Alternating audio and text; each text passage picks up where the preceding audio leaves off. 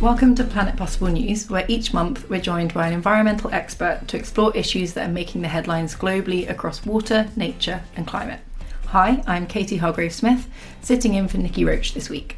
I'm a flood risk management officer and also a podcaster. You might have heard me previously hosting the Groundwater Rising podcast. Today, we're joined by Alistair Chisholm, Water Policy Regulation and Governance Lead at ARUP, and we'll be talking about the latest Water Framework Directive data that's just been released, the drought we're experiencing in the UK, and El Nino and how markets are trying to profit from it. Welcome to Planet Possible News, Alistair. Thank you, Katie. Really looking forward to getting your insights on the news stories that you've selected, so let's just dive straight in. So the first story we're talking about is nature and ecology related. So the Environment Agency has recently published new data on the health of England's rivers, lakes, estuaries and groundwater. So what is this data saying and what are your thoughts on it? Earlier this month, the Environment Agency published its update, which happens every 6 years, to the water body classifications under the Water Environment (brackets Water Framework Directive) regulations, snappy A. But basically the WFD statuses for our water bodies in this country. Officially, the level for good ecological status in England now is 14.3% of our water bodies. Now that is down from the last stats, which were from 2019, which had it at 16.3%. The Environment Agency, when they put the data out, they said one of the main reasons for this decline is a change in the analytical methods. It's a bigger data set. What it says is basically the one out, all out rule within the Water Framework Directive means that because it's measuring more things, more data points, pushing down the headline numbers, when actually, if you look at it as a whole water body level, there's not really any appreciable change. As a result of that richer data set, they now know more about the water bodies than they did 6 years ago. And I think that's always got to be a beneficial thing. A bit more of a granular picture. 65.4% of water bodies are at moderate status, and that compares to 63% in 2019. 17%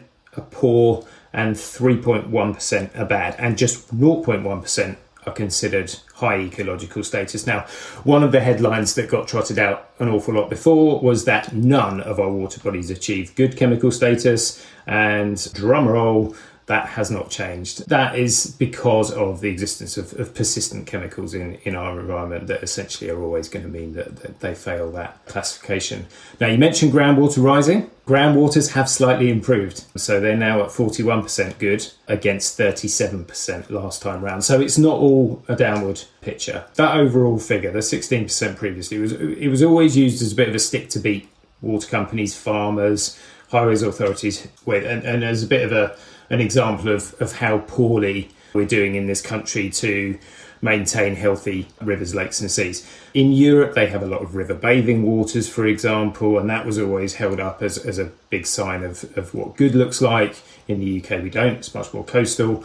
So there was this sort of extrapolation that said our European water is so much more healthy than ours. But actually, the Environment Agency point to the fact there are a couple of comparable companies, so Germany and the Netherlands, and I find the Netherlands really interesting, particularly because they are kind of held up as expert water managers. Their good status figures are for Germany 8% and for the Netherlands 1%. I think the final thing that the Environment Agency said was that, you know, these classifications are deliberately demanding. There's a lot of different parameters that feed into them, and that's so nothing important gets missed. The EA's chief scientist really encouraged people not to just look at the headline change as a sort of a verdict of success or failure, but look at that underlying data as a tool for improvement. And I think in terms of my bottom line from this story, government has been thinking about refreshing the Water Framework Directive since Brexit, and some of the reviews that have taken place recently for government on water management have pointed to the benefits in doing this.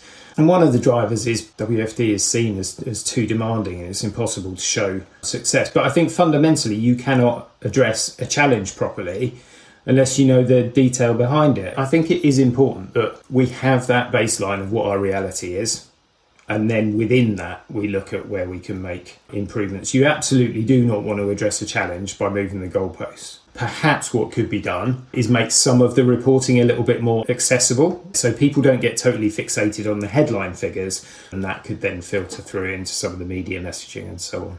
One out, all out. So is that where say you're looking at a river's health and it's doing really well in a lot of different ways, but then one of them gets marked as moderate and then therefore that river is assigned moderate? Is that what that means? Exactly, yeah, exactly that. And do you think that's a good thing? Because if we're talking about like those headline figures, that means you therefore look at that river and think that river is not healthy. But if it's healthy in many ways, is that headline of like, well, now it's just a moderately healthy river, is that helpful? I think this is where some of the reviews and government are coming from, in that it doesn't tell the full picture. And I think that's maybe where it would be useful to have some kind of slightly more granular but still a dashboard where you can really see trends in what's changing, what are the drivers for why. Yeah, but I think it's fundamentally from a scientific point of view, it's important that we do know what the situation is. So moving on to our second story, you've chosen to talk about the drought that we're experiencing in the UK, which I think a lot of us are feeling the impacts of this summer. And it's reported that 71% of England is in drought. So what's the significance of this? Yeah, 71% of England in drought, the whole of Wales in drought, the rest of the country in prolonged dry weather status or pre-drought essentially. We've got widespread temporary use bans.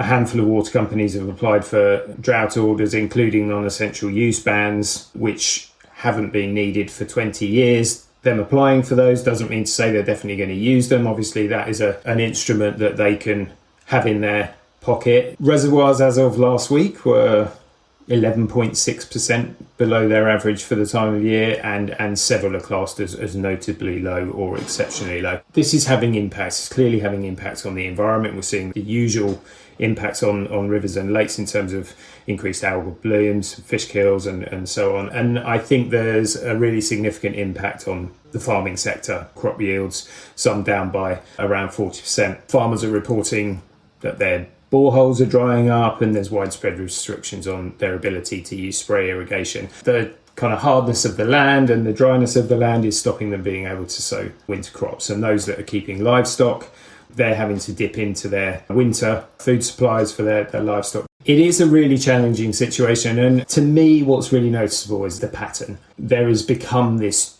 newly coined moniker of flash drought. In the last 5 years we've seen 3 of these sudden onset droughts that have come off the back of a really pretty healthy water resources situation across the winter. Last winter we had the 8th wettest winter on record, and so we are seeing this change in our weather patterns that the Met Office and scientists say is driven by climate change towards something that is not the same as the classic British drought, which always was a dry summer, then a pretty dry winter, not an optimal recharge winter, and then another hot and dry summer after that, and then you would be into drought. Now we're seeing healthy situations into drought within a period of months. That is a really clear signal that we need to take a multi-pronged approach to building resilience to these events and to our water resilience generally.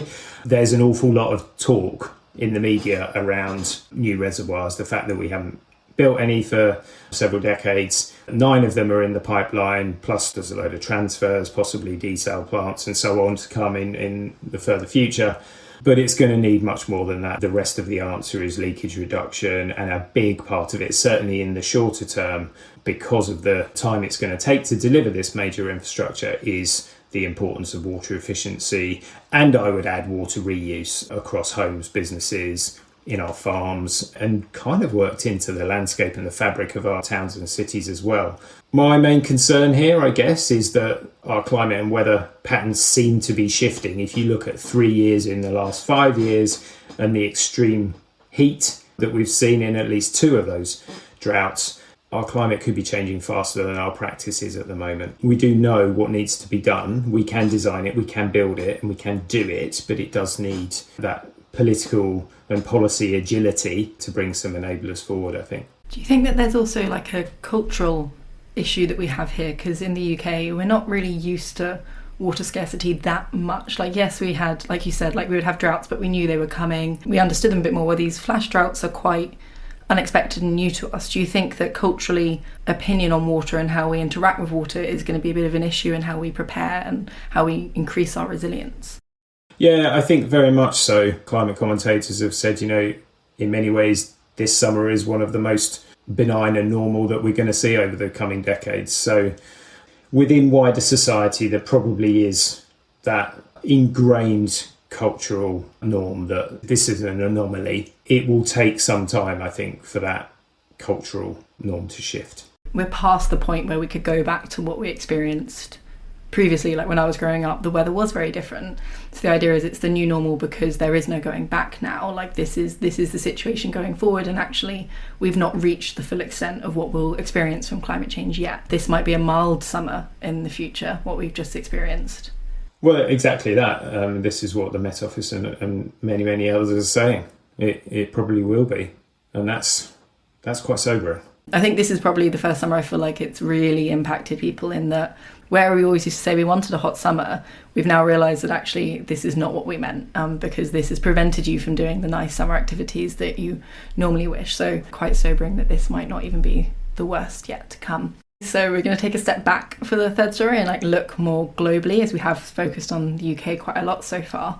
So El Nino has begun to develop in the Pacific Ocean, and researchers have suggested that it could reach an unprecedented intensity. And at the same time, reports are indicating that hedge funds and banks are already assessing how they might profit from the impacts of this natural phenomenon. So what do you think is driving this interest from the financial sector, and what could a particularly strong El Nino mean for economies, industries and communities around the world?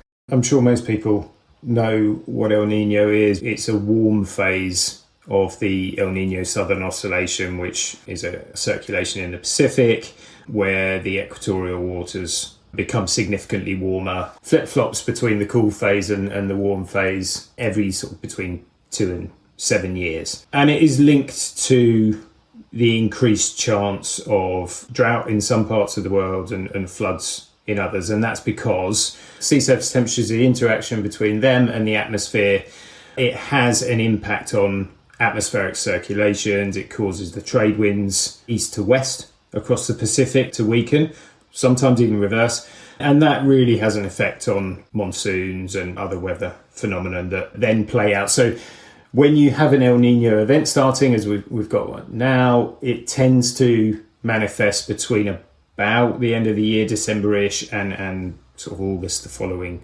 year. The markets they're alive to this. It does have particularly immediate impacts, I guess, on things like commodities prices. Cocoa and coffee are up 37%, 26% since June. It's not all totally negative. In some parts of the world, the impacts can be mild and even beneficial. In Europe, for example, El Nino, its impacts ripples out, and if we are looking at a situation where we're seeing really increasing background temperatures, you look over the trend over the last 10 years, and then we see potentially a historic scale El Nino event, how are those two going to combine? So in terms of this story that was in the FT a week or two ago, banks are starting to brief clients on how they can profit from this situation. And there are even hedge funds setting up funds profiting out of the situation. I think what really struck me, firstly, it struck me as an illustration of how climate change and generally climate phenomenon tend to impact on the global south, lower income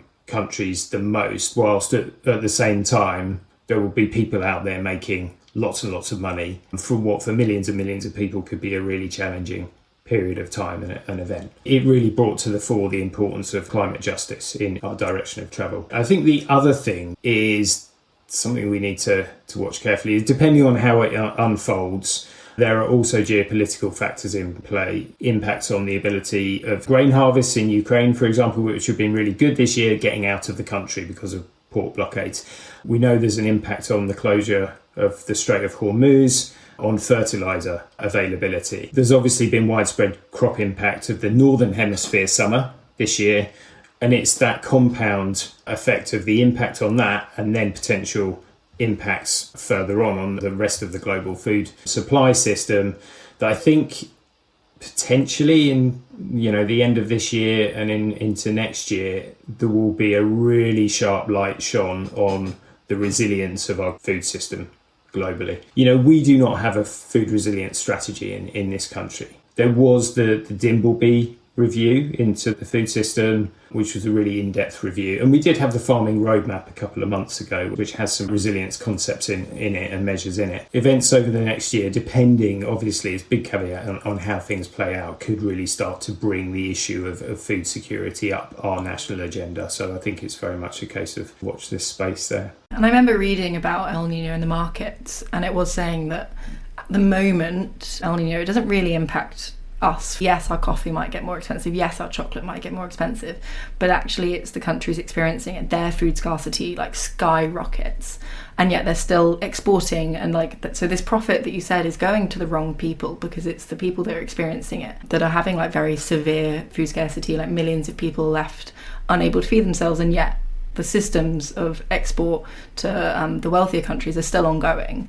And that does seem like a major issue within the markets, and the fact that that is something that is kind of ingrained into it. I do think that climate justice aspect really shone out to me when I was reading those articles, especially that Financial Times one. So because we're not yet prepared and understanding the level of risk when it comes to food scarcity, the government is less pushing in it, because it's not going to get them voted in the next election. And that is one of the issues we have within our systems, our political systems here, is that it's not always the future risks that we're considering, it's only the very current risks. So with the droughts, that's on the market, and that's going to get talked about a lot now because we've felt those impacts. But because we've not felt food scarcity impacts really, we're not going to see major change, I think, unless there is a huge push.